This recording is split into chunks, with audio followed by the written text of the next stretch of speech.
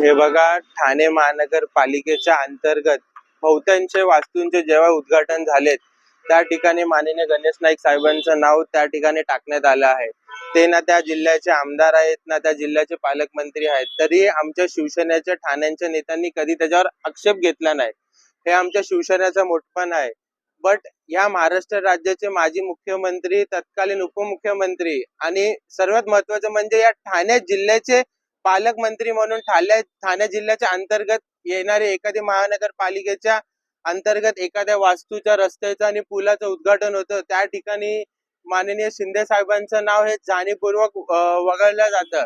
ह्याच्यापूर्वी पण महिला दिनाच्या निमित्ताच्या कार्यक्रम पत्रिकामध्ये शिंदे साहेबांचं नाव जातं, तेव्हाही आम्ही महापालिकेला आणि महापौर मॅडमला सांगितलेलं की तुम्ही असं जाणीवपूर्वक आमच्या साहेबांचं नाव तुम्ही वगळू नका, नाहीतर आम्ही ह्याच्यावर 100% ह्याचा आम्ही निषेध करू। आणि परत एकदा त्याच प्रकारे तसंच करण्यात आलं आहे।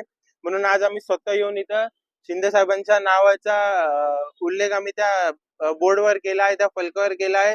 पण आम्हाला साहेबांची शिकवण कोणावर टीका टिप्पणी न करता आपल्या कामामधून उत्तर द्यायचंय। म्हणून आम्ही त्यांच्या कुठल्याही नवी मुंबईच्या भाजपच्या नेत्याला दुखवलं नाहीये, त्यांचं सुद्धा नाव या फलकावर आहे। म्हणून आम्ही शिंदे साहेबांच्या शिकवणावर चालणारे शिवसैनिक आहोत। आणि जेव्हा जेव्हा शिंदे साहेबांचं नाव आणि आमच्या नेत्यांचं नाव जाणीवपूर्वक वगळलं जाईल, तेव्हा तेव्हा आनंद डिगे साहेबांचा शिवसैनिक, बाळासाहेब ठाकरेंचा शिवसैनिक त्यांचं नाव स्वतःहून पुढाकार घेऊन मान सन्मानाने तिथं लावेल।